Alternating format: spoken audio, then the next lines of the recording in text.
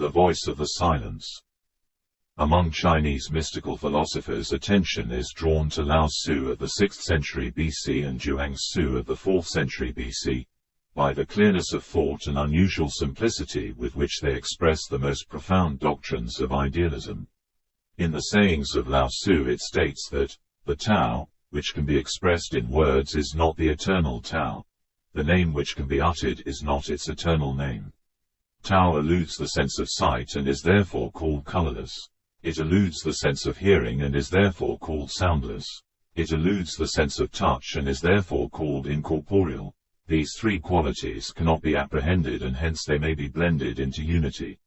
Ceaseless in action, it cannot be named but returns again to nothingness. We may call it the form of the formless, the image of the imageless, the fleeting and the indeterminable. There is something chaotic, yet complete, which existed before heaven and earth. Oh, how still it is and formless, standing alone without changing, reaching everywhere, without suffering harm. Its name I know not. To designate it I call it Tao. Endeavoring to describe it, I call it great. Being great, it passes on. Passing on, it becomes remote. Having become remote it returns. The law of Tao is its own spontaneity. Tao in its unchanging aspect has no name. The mightiest manifestations of active force flow from Tao.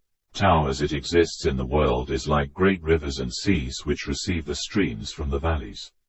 All-pervading is the great Tao. It can be at once on the right hand and then again on the left. Tao is a great square with no angles, a great sound which cannot be heard, a great image with no form. Tao produced unity. Unity produced duality. Duality produced trinity. And Trinity produced all existing objects. He who acts in accordance with Tao, becomes one with Tao.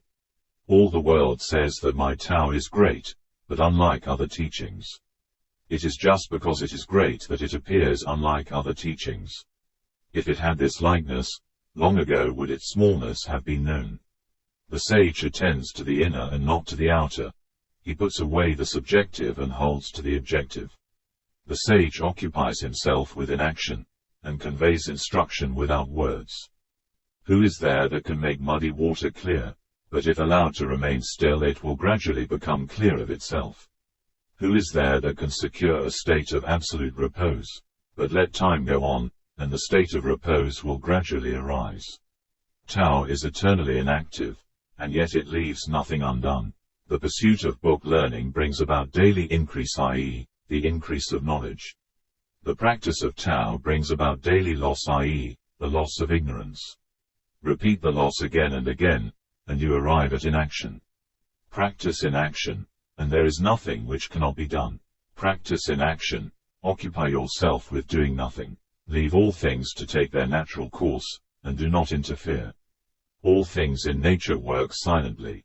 Among mankind, the recognition of beauty as such implies the idea of ugliness, and the recognition of good implies the idea of evil.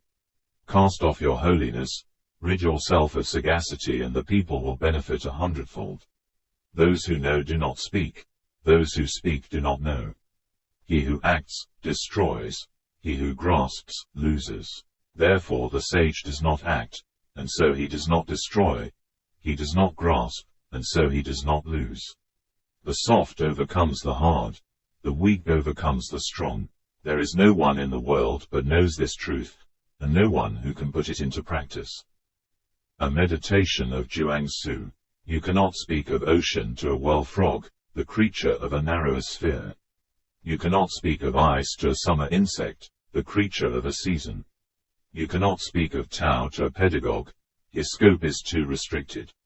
But now that you have emerged from your narrow sphere and have seen the great ocean, you know your own significance, and I can speak to you of great principles. Dimensions are limitless. Time is endless.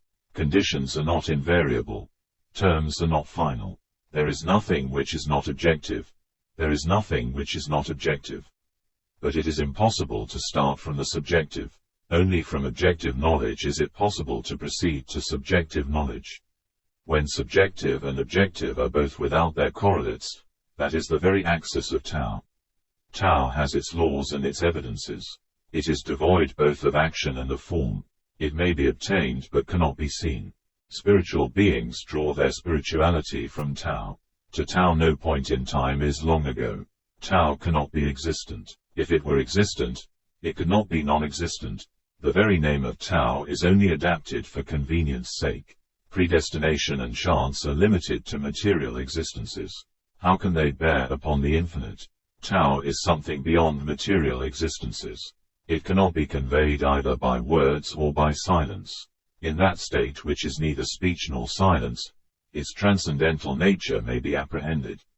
In contemporary theosophical literature, two little books stand out: The Voice of the Silence, written by H.P. Blavatsky, and Light on the Path, written by Mabel Collins. In both of them there is much of real mystical sentiment. From The Voice of the Silence, he who would hear the voice of the silence, the soundless sound, and comprehend it, he has to learn the nature of the perfect inward concentration of mind, accompanied by complete abstraction from everything pertaining to the external universe, or the world of senses. Having become indifferent to objects of perception, the pupil must seek out the Raja of the senses, the thought producer, him who awakes illusions. The mind is the great slayer of the real. Let the disciple slay the slayer. For, when to himself his form appears unreal, as do on waking all the forms he sees in dreams, when he ceases to hear the many, he may discern the one, the inner sound which kills the outer. Then only, and not till then, shall he forsake the region of Asat, the false, to come into the realm of Sat, the true. Before the soul can see, the harmony within must be attained, and fleshly eyes be rendered blind to illusion. Before the soul can hear, the image, man has to become as deaf to warnings as to whispers, to cries of bellowing elephants as to the silvery buzzing of the golden firefly. And then to the inner ear will speak, and say, if thy soul smiles while bathing in the sunlight of thy life, if thy soul sings within her chrysalis of flesh and matter, if thy soul weeps inside her castle of illusion, if thy soul struggles to break the silver thread that binds her to the master, know, O disciple, that thy soul is of the earth. Give up thy life, if thou wouldst live. Learn to discern the real from the false, the ever-fleeting from the everlasting. Learn above all to separate head learning from soul wisdom, the eye from the heart doctrine. Light on the Path, like the Voice of the Silence, is full of symbols, hints and hidden meanings. This is a little book which makes demands upon the reader. Its meaning is elusive, and it requires to be read in a fitting state of spirit. Light on the Path prepares the disciple to meet the Master, i.e., the ordinary consciousness, for communion with the higher consciousness. According to the author of Light on the Path, the term the Masters is a symbolical expression for the divine life. From Light on the Path it states, before the eyes can see they must be incapable of tears. Before the ear can hear it must have lost its sensitiveness. Before the voice can speak in the presence of the Masters it must have lost the power to wound. Before the soul can stand in the presence of the Masters its feet must be washed in the blood of the heart. Kill out all sense of separateness. Desire only that which is within you. Desire only that which is beyond you. Desire only that which is unattainable. For within you is the light of the world. If you are unable to perceive it within you, it is useless to look for it elsewhere. It is unattainable, because it forever recedes. You will enter the light, but you will never touch the flame. Seek out the way. Look for the flower to bloom in the silence that follows the storm. Not till then. And on the deep silence the mysterious event will occur which will prove that the way has been found. Call it by what name you will. It speaks in a voice that speaks where there is none to speak. It is a messenger that comes, a messenger without form or substance. Or it is the flower of the soul that has opened. It cannot be described by any metaphor. To hear the voice of the silence is to understand that from within comes the only true guidance. For when the disciple is ready, the Master is ready also. Hold fast to that which is neither substance nor existence. Listen only to the voice which is soundless. Look only on that which is invisible. Professor James calls attention in his book to the unusually vivid emotionality of mystic experiences, and to the quite unusual sensations felt by mystics. The deliciousness of some of these states seems to be beyond anything known in ordinary consciousness. It evidently involves organic sensibilities, for it is spoken of as something too extreme to be borne and as verging on bodily pain. But it is too subtle and piercing a delight for ordinary words to denote. God's touches, the wounds of his spear, references to ebriety and to mystical union have to figure in the phraseology by which it is shadowed forth. The joy of communion with divinity, described by Saint Simeon the new theologian of the 10th century, may serve as an example of such an experience. I am wounded by the arrow of his love, writes Saint Simeon. He is himself inside of me, in my heart. He embraces me, kisses me, fills me with light. A new flower grows in me, new because it is joyous. This flower is of an unutterable form, is seen when it grows merely, then suddenly disappears. It is of indescribable appearance, attracts my mind to itself, causes forgetfulness of everything to do with fear, and then flies suddenly away. Then does the tree of fear remain again lacking fruit. I moan in sorrow and pray to thee, my Christ. Again I see the flower amid the branches, I chain my attention to it alone, and see not the tree alone, but the brilliant flower attracting me to itself irresistibly. This flower grows in the end into the fruit of love. Incomprehensible is it how from fear grows love. Mysticism penetrates into all religions. In India, Professor James says, training in mystical insight has been known from time immemorial under the name of yoga. Yoga means the experimental union of the individual with the divine. It is based upon persevering exercise, and the diet, posture, breathing, intellectual concentration, and moral discipline vary slightly in different systems which teach it. The yogi, or disciple who has by these means overcome the obscurations of his lower nature sufficiently, enters into the condition termed samadhi, and he comes face to face with facts which no instinct or reason can ever know. When a man comes out of samadhi, Vedantists assure us that he remains enlightened, a sage, a prophet, saintly, his whole character changed, his life changed, illumined. The Buddhists use the word samadhi as well as the Hindus, but jhana or jhana is their special word for the higher states of contemplation. Higher stages still of contemplation are mentioned, a region where there exists nothing and where the meditator says, there exists absolutely nothing, and stops. Then he reaches another region, he says, there are neither ideas nor absence of ideas, and stops again. Then another region where, having reached the end of both idea and perception, he stops finally. This would seem to be not yet nirvana, but as close an approach to it as this life affords. In Islam there is much of mysticism also. The most characteristic expression of Muslim mysticism is Persian Sufism. This is at the same time a religious sect and a philosophical school of high idealistic character, which struggled against materialism and against the narrow fanaticism and the literal understanding of the Holy Quran. Sufis interpret the Quran mystically. Sufism, that is the philosophical free-thinking of Islam, united with an entirely original symbolical and brightly sensuous poetry which has always a hidden mystical character. The blossoming of Sufism occurred in the early centuries of the second millennium of the Christian era. Sufism remained for a long time incomprehensible to European thought.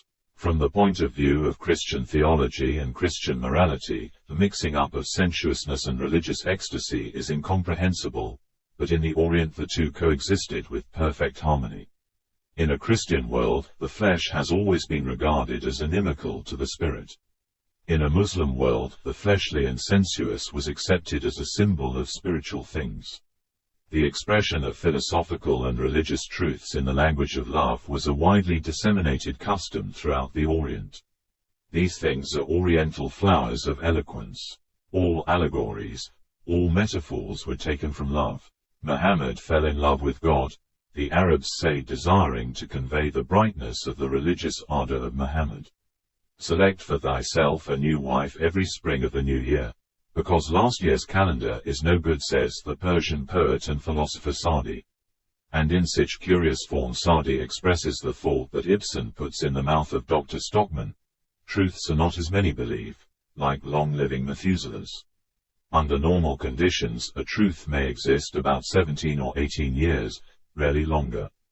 The poetry of the Sufis will become clearer to us if we keep in mind this general sensuous character of the literary language of the Orient, the heritage of profound antiquity.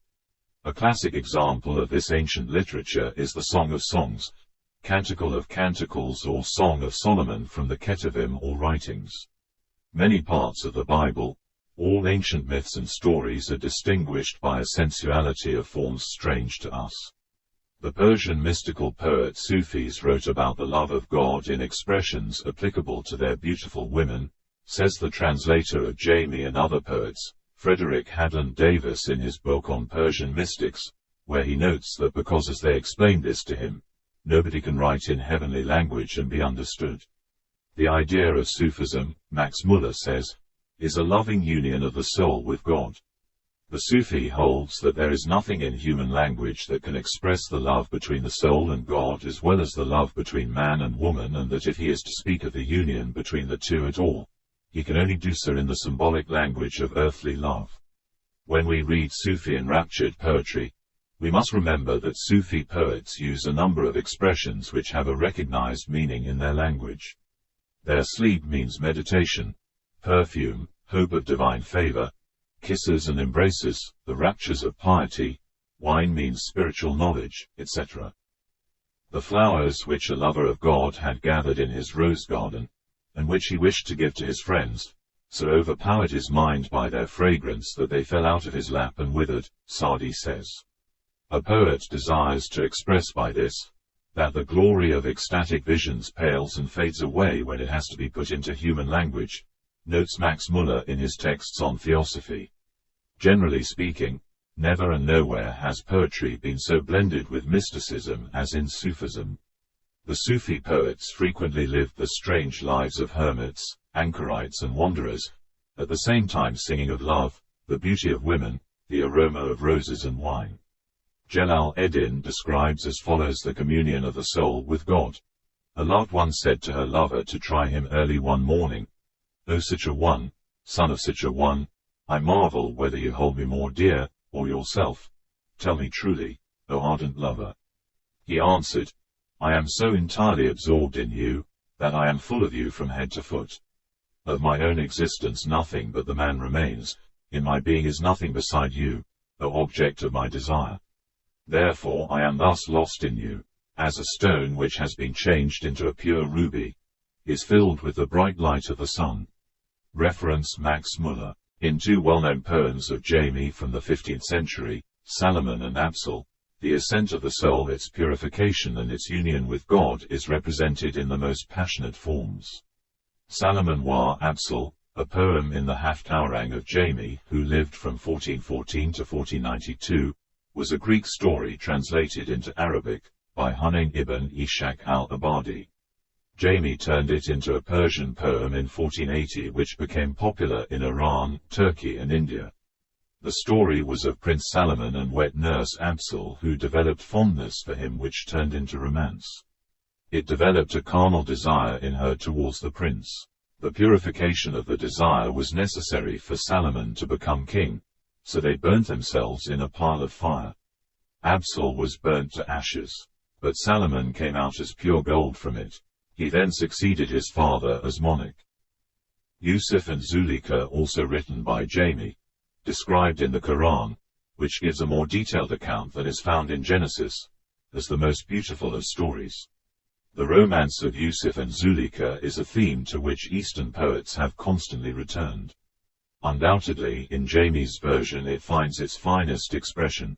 Jamie explores the intimate and many-leveled relationship between love and beauty, portraying erotic and divine love, not as an implacable dichotomy, but as an allegorical continuum.